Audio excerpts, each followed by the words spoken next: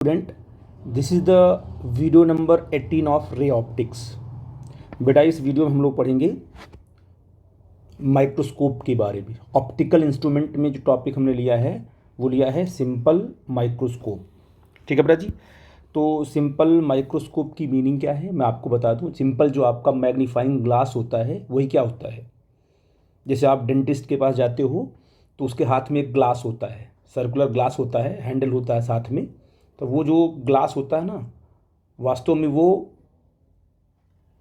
Simple microscope है वो, है ना। वो इमेज को, ऑब्जेक्ट की इमेज को मैग्नीफाइंग करके दिखाता है। ठीक है ना।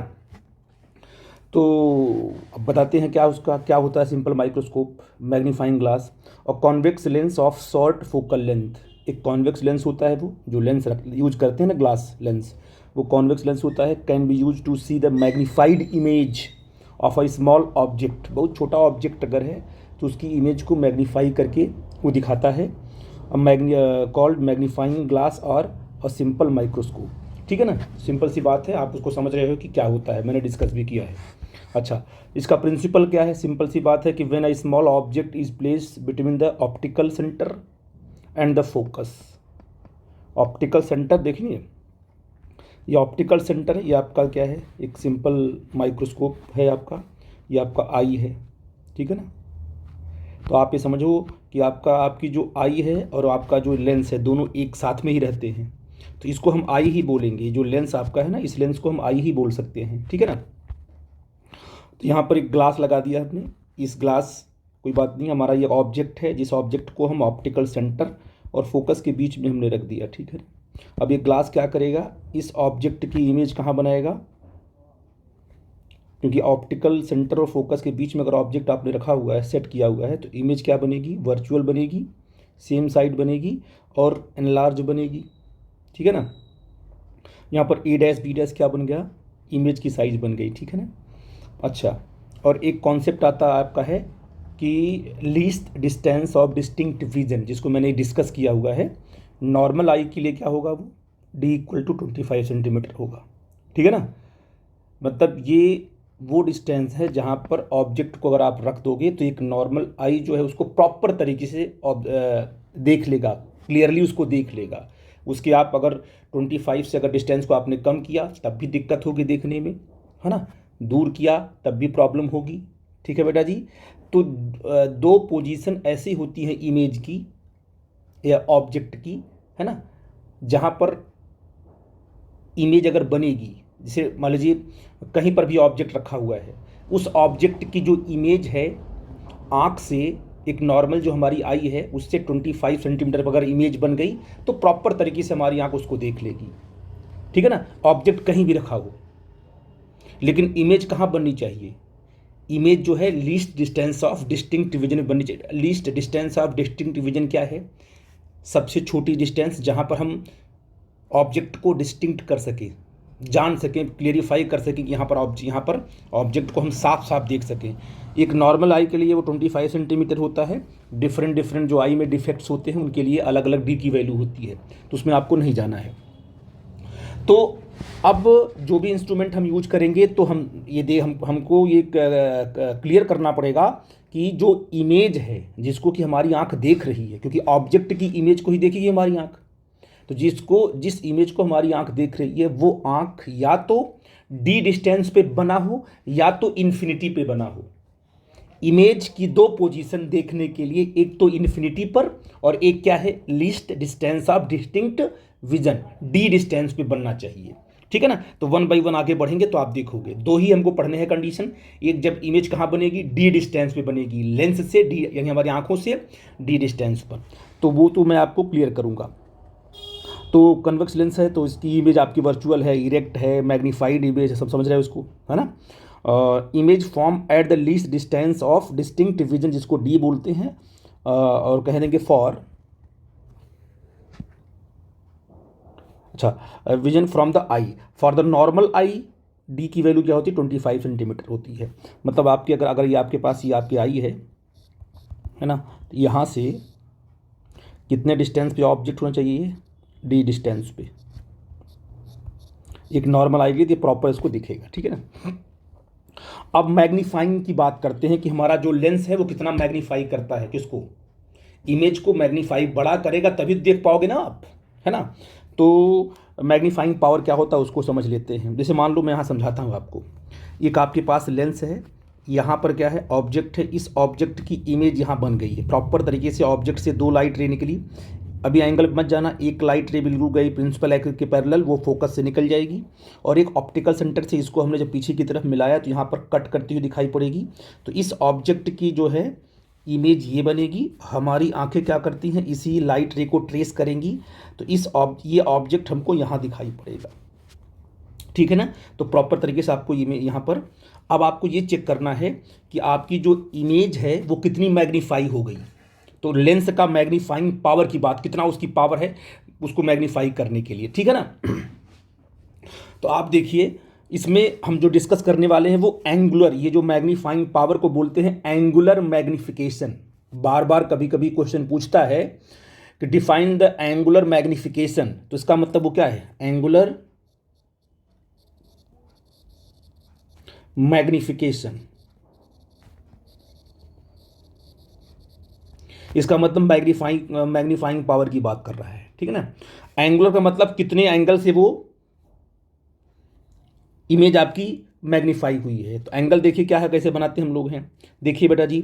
अब इमेज ने सेंटर पर, ये आपका आई है, सी को आप आई मानो, क्योंकि ये वाला लेंस और आई बिल्कुल सेम होते हैं, क्योंकि आई बहुत दूर नहीं होती है, लेंस के पास ही होती है, तो इस लेंस को और आई को बिल्कुल नज़दीक ही मानते हैं। जब भी कहेंगे एंगल सबटेंडेड एट द आई, तो मतलब लेंस पे एंगल की बात कर रहा हूँ, ठीक है ना।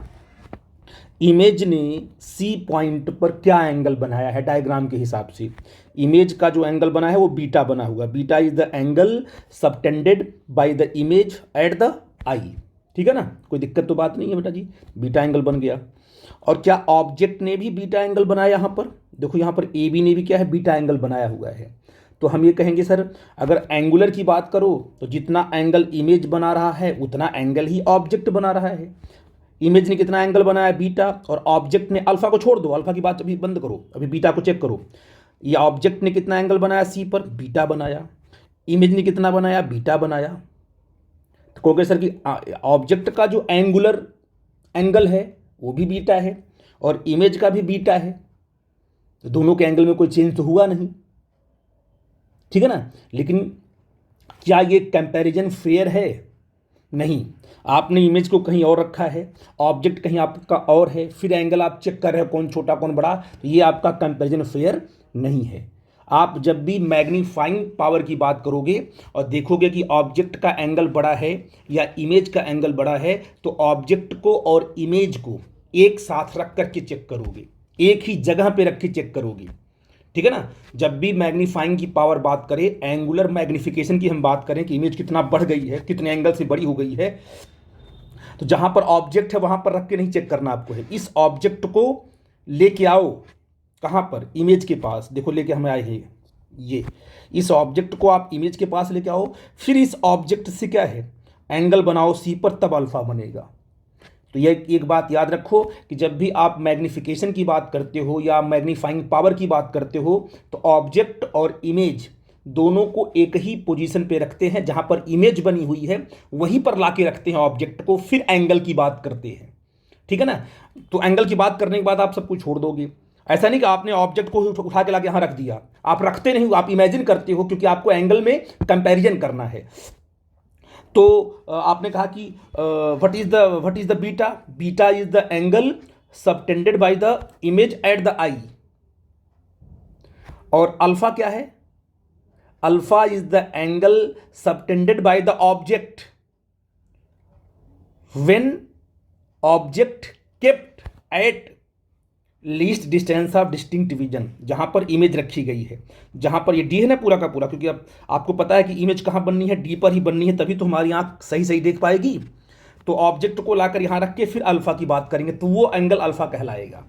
तो आप जितनी भी हम कैलकुलेशन करेंगे उसमें बीटा और अल्फा को ख्याल रखोगे कि इमेज जहां बनेगी वहीं पर पहले ऑब्जेक्ट को लाके रख के फिर एंगल निकाल लो दोनों का, फिर इसके बाद मैग्नीफाइंग पावर की बात करेंगे। तो यहां पर लिखा it is defined as the ratio of the angle subtended by the image at the eye, eye का मतलब ये नहीं लेंस की बात है, क्योंकि आई और लेंस एक ही है, at the eye to the angle subtended by the object seen directly. हम इसको जब देखते हैं डायरेक्ट कब, when the both lie at the least distance of distinct vision d, जब दोनों क्या है, इमेज भी और ऑब्जेक्ट भी क्या है, least distance of distinct vision पे लाई करते हैं, तो हम वहाँ क्या है, मैग्नीफाइंग पावर की बात करेंगे। And it is also called angular magnification. ठीक है, अब चलो, by the definition of magnifying power M equal to beta upon alpha. Alpha और बीटा बहुत छोटा है, पता आपको है, क्योंकि ये पैरेक्सियल रेज होती है, तो M equal to ten beta upon ten alpha. ठीक है ना, तो टेन अल्फा निकाल लेंगे, टेन बीटा निकालेंगे, वैल्यू रखेंगे, आंसर आपका आ जाएगा। टेन अल्फा क्या करेंगे, टेन, अब आपको पता है कि बीटा और अल्फा हमेशा यू एफ और वी में आना चाहिए रिजल्ट। तो टेन अल्फा किसको लोगे, टेन अल्फा में लिए ए ट्रायंगल लोगे, क्या है, A dash Q dash C, ये वाला ट्रायंगल लोगे। तो टेन अल्फा क्या होगा, ए डैश क्यू अपॉन सी ए पूरा का पूरा, सी ए मतलब जो इमेज डिस्टेंस है, और आपका जो पता आपको ए डैश क्यू क्या है, A dash Q is the A B है, क्योंकि दोनों का हाइट सेम है ना, तो ए डैश क्यू को आप ए बी रख सकते हो। तो मैंने वही काम किया है, A dash Q upon C A dash equal to A B upon C A dash, कोई दिक्कत की बात नहीं है। टेन बीटा निकालने के लिए, टेन बीटा निकालने के लिए छोटा वाला एंगल लोगे, क्योंकि बड़े वाले एंगल का आप ये वाली डिस्टेंस आप यूज कर चुके हो, सी से लेकर ए तक तो वी बनता है ना इमेज डिस्टेंस, इसको आपने यूज कर लिया अल्फा निकालने में। अब आपको यू चाहिए, तो यू के लिए आप क्या करोगे, ये वाला ट्रायंगल लोगे, कौन सा, ए बी, ये वाला ट्रायंगल लोगे, इस वाला ट्रायंगल में आपका बीटा बना हुआ है, तो टेन बीटा क्या होगा, ए बी अपॉन सी ए होगा। दोनों का रेशियो लोगे, रेशियो लेते ही क्या है, सी ए कट जाएगा, ए बी कटेगा, सी ए डैश ऊपर जाएगा। अच्छा, सी ए डैश क्या चीज़ है, डी है, क्या है, सी ए डैश आपका डी है, और सी ए कितना है, वो यू है ना, ये ऑब्जेक्ट डिस्टेंस, तो D by you. Magnifying power क्या आएगा, सिंपल माइक्रोस्कोप का मैग्नीफाइंग, एक लेंस अगर सिंपल एक लेंस आपका है, तो अगर आपने कहा कि मैग्नीफाइंग ग्लास हमारे पास है, तो का D upon D is what, least distance of distinct vision, और यू क्या है, object distance, D by you. Main formula आपका ये आ गया। आई थिंक मेरी बात आप समझ पा रहे हो मैं क्या बोल रहा हूँ। ठीक है बेटा जी, अगर हम लेंस इक्वेशन की बात करें तो इसका एक और फॉर्म निकालते हैं। Bye the lens equation you कितना होता है, क्योंकि वी क्या होता है, वी इक्वल टू होता है U F upon U plus F होता है, तो वैसे यू कितना होगा, V F upon V plus F होगा, वी आपका डी है कि नहीं बेटा जी, तो डी रख लोगे जहाँ पर वी, तहाँ पर डी रख के फॉर्मूला बना दोगे, D F upon D plus F हो जाएगा। और ये इसको कहाँ रख दोगे, जहाँ पर यू है, मेन फार्मूले में इसे कन्वर्ट करना है ना फोकल लेंथ में, तो जहाँ पर यू है वहाँ क्या रख दोगे, D F upon D plus F रख दोगे।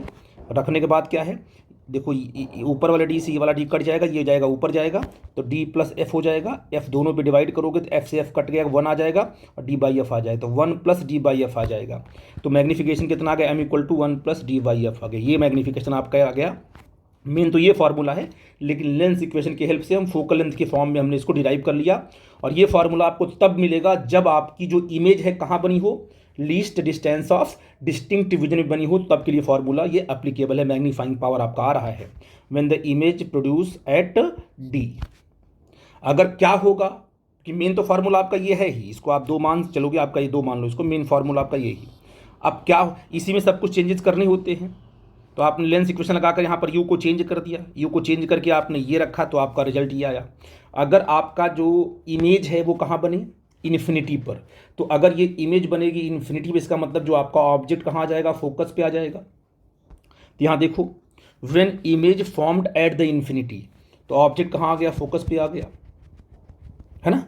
ये ऑब्जेक्ट आपका फोकस पे आ गया, बीटा एंगल बना, नो प्रॉब्लम, क्योंकि इमेज कहाँ बन रही है, एट द इन्फिनिटी। अल्फा तो बन रहा है, नो प्रॉब्लम, क्योंकि अल्फा तो बनेगा ही बनेगा, जो आपका ई डैश बी डैश है ना।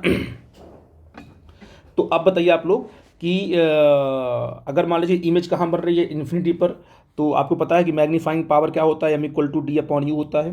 अगर इमेज कहाँ बनती है, इन्फिनिटी पर, इसका मतलब यू की वैल्यू क्या होगी, एफ के बराबर होगी, तभी तो बनेगा इन्फिनिटी पर। तो इसमें यू कितना रख दो, एफ रख दो, D by F. Simple formula आ गया कि जब इमेज आपकी कहाँ बनेगी, एट इन्फिनिटी, उस टाइम पर लेंस सिंपल माइक्रोस्कोप का जो मैग्नीफाइंग पावर आएगा वो आएगा डी अपॉन एफ, डायरेक्ट आएगा, उसमें प्रॉब्लम की बात नहीं है। ये फार्मूला आप तब अप्लाई करते हो जब when image formed at infinity. Simple सी बात है। आई थिंक दोनों फार्मूले की बात आपको समझ में आ गई। It is important. कोई डाउट होगा तो प्लीज़ हमसे डिस्कस करना। अब अगले कॉन्सेप्ट में आते हैं और आपको पढ़ाएंगे कंपाउंड माइक्रोस्कोप। क्या पढ़ाएंगे? Compound microscope. अच्छा, इस माइक्रोस्कोप पे ठीक है, अगर आप इसको सिंपल इसलिए बोलते हैं कि इसमें एक लेंस यूज हो रहा है, इसमें एक लेंस यूज हुआ, तो आपने कहा कि यहाँ पर हमने एक लेंस यूज किया और हमारे पास एक ऑब्जेक्ट है, उस ऑब्जेक्ट की इमेज को इसने मैग्नीफाई करके दिखा दिया हमको, हमारी आंखें इसको देख ली। लेकिन अगर अगर ऑब्जेक्ट बहुत ही छोटा हो, एटम है, मॉलिक्यूल है, बहुत ही छोटा है अगर आपका ऑब्जेक्ट, तो एक ग्लास से काम नहीं चलेगा, आपको दो लेंस साथ में यूज करने पड़ेंगे। दोनों लेंस मिल करके उस ऑब्जेक्ट की इमेज को मैग्नीफाई करेंगे, तब इमेज प्रॉपर बनेगी और वो हमारी आंखें देख पाएंगी। तो बहुत ही स्ट्रांग जो आपको माइक्रोस्कोप पढ़ना है, उसमें दो लेंसेज का यूज करके, पहला लेंस क्या करेगा, जो पहला लेंस होगा वो पहले मैग्नीफाई करके इमेज बनाएगा, और जो पहले लेंस ने जो इमेज बनाया है वो इमेज दूसरे लेंस के लिए ऑब्जेक्ट की तरह काम करेगी। फिर दूसरा जो लेंस है ना, उस इमेज को मैग्नीफाइंग करके एक फाइनल इमेज बना के आपको दिखाएगा, जो कि आपकी आंखें देखेंगी। इस प्रकार से हम लोग अब नया पढ़ने वाले हैं कंपाउंड माइक्रोस्कोप। बिल्कुल यही फिनोमेना होगा, कॉन्सेप्ट बिल्कुल क्लियर है, थोड़ी ज्योमेट्री की हेल्प लेनी पड़ेगी और आप आराम से कर ले जाओगे।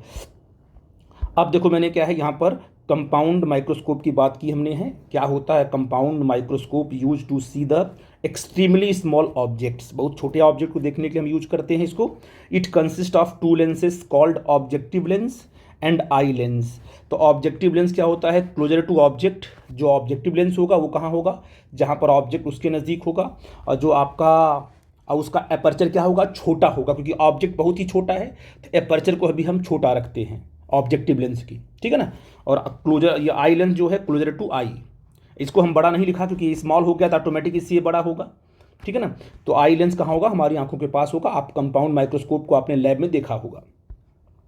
प्रिंसिपल, सिंपल सी बात पढ़ लेना इसको कि when A small object place just outside the focus, FO जो ऑब्जेक्टिव लेंस होगा उसके बियॉन्ड हम अगर प्लेस करते हैं तो ये इमेज बनती है। और ये सब चीज़ें आपको वन बाई वन देख लेना, समझ लेना, आपको अंडरस्टैंडिंग क्लियर हो जाएगी। अब मैं आता हूँ सीधे वर्किंग पे, तो प्रिंसिपली आपको समझ में आएगा।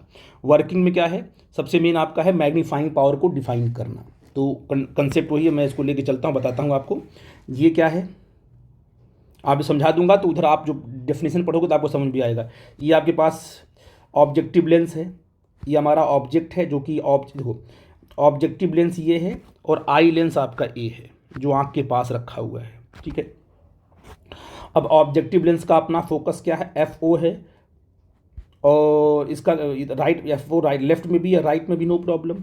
आई लेंस का जो फोकल लेंथ क्या होगा? FE होगा। FE is what? Focal length of the focus of the eye lens, no problem. वही फोकस आई लेंस का इधर भी होगा, हमने दिखाया नहीं है। ये FE जो है इसकी फोकल लेंथ है। दो लेंसेज हैं, दोनों का अपना अपना फोकल लेंथ होगा।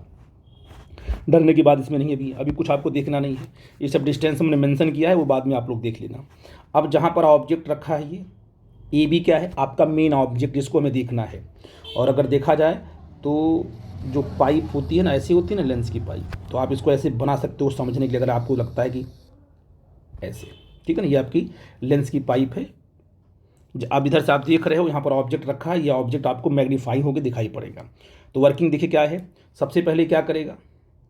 ये जो लेंस, ये जो आपका ऑब्जेक्टिव लेंस है, वो इस ऑब्जेक्ट की इमेज को बनाएगा। ऑब्जेक्टिव लेंस की ये आपका फोकस है, फोकस के बियॉन्ड रखा गया है।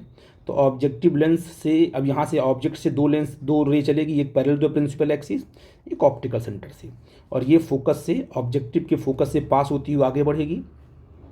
ये ऑप्टिकल सेंटर पास होता आगे बढ़ेगा और ये जाकर यहाँ पर इंटरसेक्ट करेंगी। ये इमेज बन जाएगी A' B'। ये किसकी इमेज है? ये जो है ऑब्जेक्टिव लेंस की इमेज बन गई। डरने की बात तो है नहीं। क्या इसको हमारी आंखें देखेंगी? नहीं। हमारी आंखें अभी तो ये जो इमेज बनी है, ये जो इमेज होगी वो इसके लिए ऑब्जेक्ट की तरह बिहेव करेगी, है ना। तभी तो देखो यहाँ से लेकर के यहाँ तक का डिस्टेंस UE है। UE का मतलब कि object distance for the eye lens. ये हो गया ऑब्जेक्ट किसके लिए? आई लेंस के लिए। आई थिंक मेरी बात आप समझ पाए मैं क्या बोल रहा हूँ। तो अब क्या करेगा? अब यहाँ से क्या है? अब ये ऑब्जेक्ट हो गया। अब यहाँ से लाइट रे निकलेगी, एक लाइट रे जाएगी बिल्कुल parallel to the principal axis जाएगी, और एक लाइट जाएगी ऑप्टिकल सेंटर से पास होगी। हमारी आंखें यहाँ पर हैं, इसको ट्रेस करेगी, इसको ट्रेस करने के बाद आपको ये इमेज आपको मिलेगी। आपको बिल्कुल डरना नहीं है, ये इमेज आपको मिलेगी। कहाँ से कहाँ तक, ए डबल डैश, और कोई डायग्राम मत देखो, A double dash B double dash is the final image formed by the compound microscope. अब A double dash B double dash को ही हमारी आंखें, क्योंकि हमारी आंखें ट्रेस करेंगी इसको, तो ये हमको इमेज दिखाई पड़ेगी। तो इसने क्या है, मैग्नीफाइंग करके इतना बड़ी इमेज बनाई, और इस इमेज को इसने मैग्नीफाई करके इतना बड़ा बना दिया। तो जो फाइनल इमेज आपकी ये बनी। आई थिंक मेरी बात आप लोग समझ गए, ठीक है ना। और जो फाइनल इमेज कहाँ बननी चाहिए, जो आपका आई लेंस है, क्योंकि हमारी आंखें यहीं पर हैं, यहाँ से कितने डिस्टेंस पे बननी चाहिए जो कि प्रॉपर दिखाई पड़े। Least distance of distinct vision कहाँ से, आई से। तो ये डिस्टेंस कितना लिया इसने, डी ले लिया, जहाँ पर आपकी फाइनल इमेज बनी हुई है, क्योंकि हमारी आंखों को देखना है, ठीक है ना। तो इस डिस्टेंस पे आपको प्रॉपर दिखेगी, डी पर, या तो क्या बन जाए, इन्फिनिटी पर, वो भी हम डिस्कस कर लेंगे। अभी डी पे बनी, तो फाइनल इमेज हमारी आई से कितने डिस्टेंस पे बना दिया हमने, डी पर बना दिया। और ये हम एडजस्टमेंट करते हैं, ठीक है ना। तो डी पर बिल्कुल सेट हो गई इमेज, नो प्रॉब्लम, कोई दिक्कत की बात नहीं, ये वर्किंग आपको क्लियर हो गई, ठीक है ना। अब हम आते हैं किस पे, मैग्नीफाइंग पावर पे आते हैं, ठीक है ना। थोड़ा सा वर्किंग में आप लोग लिख लेना, नो प्रॉब्लम। तो मैग्नीफाइंग पावर क्या है, it is defined as the, वही कॉन्सेप्ट है कि पहले बताओ जो फाइनल इमेज है वो आई पर कितना एंगल बना रही है। जो फाइनल इमेज है वो आई पर बीटा एंगल बना रही, चेक करो, बीटा एंगल बना रही है, आपकी आई है, बीटा एंगल बना रही है। तो ठीक है, बीटा क्लियर हो गया, क्योंकि बीटा अपॉन अल्फा, अल्फा ही तो था एंगुलर मैग्नीफिकेशन। मैग्नीफाइंग पावर क्या होता है, बीटा अपॉन अल्फा। तो बीटा डिफाइन कैसे करते हैं, जो इमेज है डी पर बनी है इमेज, वहाँ से लेकर सी पर जो एंगल बनेगा, that angle is known as beta. Beta आपको मिल गया। अब आपको अल्फा बनाना है, तो जो आपका मेन ऑब्जेक्ट है, मेन ऑब्जेक्ट कहाँ रखा हुआ है, यहाँ रखा हुआ है मेन ऑब्जेक्ट। इस ऑब्जेक्ट को कहाँ लेके आओ, इस ऑब्जेक्ट को लेके आओ कहाँ पर, least distance of distinct division पे लेकर, डी पे लेके आओ। मैंने बताया है अल्फा और बीटा जब भी बनाते हैं तो ऑब्जेक्ट को, इमेज को डी पर रख के ही एंगल बनाते हैं। तो आपने ए डबल डैश क्यू और ए बी, देखो साइज दोनों बराबर है ना। इसकी साइज को हम यहाँ लेके आए और फिर देखा हमने कितना एंगल बना रहा है सी पर, ये अल्फा बना रहा है, तो यहाँ से अल्फा डिफाइन हो जाएगा। आई थिंक मेरी बात आप समझ गए मैं क्या बोल रहा हूँ। तो अल्फा भी मिल गया आपको, बीटा मिल गया, तो बस जो डिफाइन किया इसको आप लोग पढ़ लेना डायरेक्ट। और when image is formed at D, अभी कहाँ बनी है इमेज, दो इमेज बनाएंगे, एक डी पर बनाएंगे, एक कहाँ बनाएंगे, इन्फिनिटी पर। तो जब इमेज आपकी डी पर बनती है उस टाइम पर मैग्नीफाइंग पावर का फॉर्मूला क्या होगा उसको मैं डिस्कस करने वाला हूँ। According to definition magnifying power क्या होता है, बीटा अपॉन अल्फा होता है। और अल्फा, सिंस अल्फा बीटा बहुत छोटे हैं तो एम इक्वल टू क्या होगा, ten beta upon ten alpha. Equation number आपका 1 हो गया, ठीक है ना। अब डायग्राम पे आते हैं, टेन अल्फा क्या होगा, टेन अल्फा की वैल्यू बताओ बेटा जी। ए डबल डैश क्यू, देखो ये वाला ट्रायंगल ले लेंगे टेन अल्फा के लिए, A double dash Q upon C A double dash, C dash A double dash, है ना। इसको ले लिया, तो ए डबल डैश क्यू क्या है, ए डबल डैश क्यू आपका ए बी के बराबर है, तो ए बी रख दिया, C dash A double dash, जो कहते हैं, कोई दिक्कत की बात नहीं है। अब टेन बीटा निकाल लो, टेन बीटा तो ये बनेगा ऐसे, A double dash B double dash upon C dash A double dash, simple सा कॉन्सेप्ट है, A double dash B double dash upon C dash A double dash, ठीक है ना। अब इक्वेशन में जैसे now from equation 1 ten beta upon ten alpha करोगे, दोनों को डिवाइड करोगे, इसको ऊपर लिखोगे इसको नीचे लिखोगे, तो क्या आ जाएगा, A double dash B double dash upon A B आ जाएगा, ठीक है ना। ये आपका आ गया मैग्नीफिकेशन ऑफ टेलीस्कोप। अब यहाँ पर देखो, अगर इसमें हम क्या कर दें, अगर अपने मन से हम ए डैश और B dash upon A dash B dash से मल्टीप्लाई कर दें, हमें एक नई चीज़ मिल जाएगी, क्योंकि ए डैश बी डैश को अभी हमें टच नहीं किया है ना हमने। तो ए डैश बी डैश से कर देंगे, देखो क्या हमें मिल जाएगा, अगर हम दोनों मल्टीप्लाई भी करें डिवाइड भी करें, तो multiplying and dividing by A dash B dash, A double dash B double dash, A B जो कहते हो into A dash B dash upon A dash B dash कर दिया, तो क्या हुआ। अब इसको इसके पास लेते आओ, इसको इसके पास, मल्टीप्लिकेशन में दोनों को आप एडजस्ट, इसको इधर कर देते हैं, इसको इधर कर देते हैं, तो A double dash B double dash upon A dash B dash, A dash B dash upon A B. अब देखो ये क्या बन गया, A double dash B double dash is the final image form by the eye, A double dash B double dash किसकी image है? Eye की image है। और ए डैश बी डैश क्या है आई के लिए? ऑब्जेक्ट है। ध्यान दो ना, ये height of image upon height of object, लेकिन ये किसकी हाइट है? ये हाइट है जो आई ने बनाया हुआ है। ये इमेज है आई के लिए और ये आपका ऑब्जेक्ट है आई के लिए। तो बताइए A double dash B double dash upon A dash B dash, इसका मतलब क्या है? ये आपका magnifying power of eye lens हो गया। आई लेंस ने कितना इमेज को मैग्नीफाई किया, magnifying power of eye lens हो गया। और ए डैश बी डैश क्या है? वास्तव में A dash B dash is the object, sorry A dash B dash is the image of the objective lens, और ए बी क्या आपका है? ऑब्जेक्ट है। तो अगर देखा जाए A dash B dash upon A B क्या होगा? It is the magnification of objective lens. तो एम ई, ये आपका एम ई है, magnification of eye lens and magnification of, क्योंकि मैग्निफिकेशन का फॉर्मूला क्या होता है? Height of image upon height of object. तो height of image upon height of object is eye के लिए है, height of image upon height of object ये ऑब्जेक्टिव लेंस के लिए है। इसको हमने मल्टीप्लाई किया, मेन फार्मूला आपका इतना आ गया। जितने भी लेंसेज साथ में रखे जाएंगे वो सब के सब सबका मैग्निफिकेशन मल्टीप्लाई होगा, तो आपको निकलेगा नेट मैग्नीफाइंग पावर निकल के आएगा। आई थिंक मेरी बात आप समझ गए, मेन आपका कॉन्सेप्ट यही था। अब आप एम ई को अलग से निकाल लेते हैं, एम ओ को अलग से निकाल लेते हैं और कैलकुलेशन कर लेते हैं। जैसे आप देखो फॉर ऑब्जेक्टिव लेंस, तो ऑब्जेक्टिव लेंस का क्या होता है मैग्नीफिकेशन? सिंपल, एक लेंस का क्या होता है? लेंस का मैग्नीफिकेशन होता है क्या? V upon U with positive sign, पता आपको है वी अपॉन यू क्या है? Positive sign. कोई दिक्कत की बात तो नहीं इसमें। तो ऑब्जेक्टिव लिया हमने V O upon V U तो रख दिया, लेकिन आप देखो इमेज कैसी है? इन्वर्टेड है ना? तो आपने अगर वैल्यू पुट करते हो वहाँ पर, तो एक पॉजिटिव होगा एक नेगेटिव होगा, तो यहाँ पर माइनस रखना पड़ेगा आपको साइन के साथ। होता है फॉर्मूला यही वी ओ अपॉन यू ओ, लेकिन जब वी ओ की वैल्यू पुट करोगे और यू ओ को, तो वी ओ तो आपका पॉजिटिव आ जाएगा भाई। एम इक्वल टू क्या होता है? V O upon U. Lens के लिए सिंपल होता है, पॉजिटिव आता नहीं लेंस के लिए, लेकिन जब वी ओ की वैल्यू पुट कर रहे हो तो वी ओ तो आपका पॉजिटिव है, लेकिन यू ओ कितना है? वो नेगेटिव है, तो नेगेटिव साइन में आ जाएगा। ठीक है ना? ये तो आपका हो गया, सिंपल सी बात है। अच्छा, आई लेंस जो बनाएगा अभी निकाले हो, सिंपल अगर लेंस है तो उसका जो मैग्नीफिकेशन क्या निकाले हो आप? M E D upon U E. अरे भाई क्या क्या क्या निकाला आपने? D upon U E. आपको मैंने बताया पहले से, देखो ये यहाँ मैं पहले से बता चुका हूँ कि जब लेंस की बात आती है सिंपल जो निकालते हो फिर magnifying power D upon F आता है ना? तो आई लेंस है तो उसका फोकल लेंथ क्या? एफ ई है। तो आपने क्या बोला? आई लेंस के लिए क्या बोलोगे आप? For eye lens M E equal to D upon U E. ठीक है ना? अच्छा, यू ई क्या होगा? What is the value of U E by the lens equation?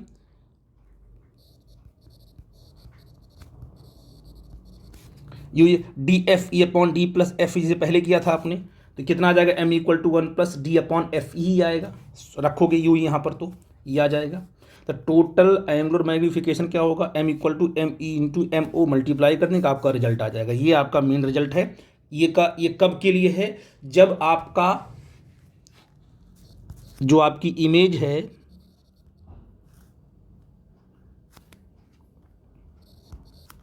Formed at D, है ना बेटा जी? कहाँ पर? At D. इसको तो थोड़ा सा अच्छे से लिख लेते हैं।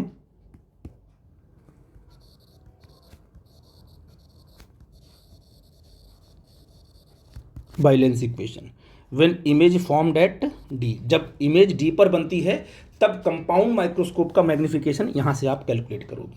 ठीक है ना?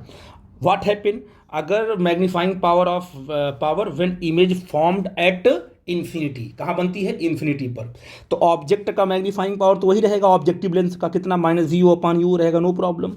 लेकिन जो magnification produce by the eye lens, तो इमेज जो फाइनल इमेज कहाँ बन गई? इन्फिनिटी पर। तो इसका मतलब अगर फाइनल इमेज इन्फिनिटी बन गई है तो ये कब बनेगी?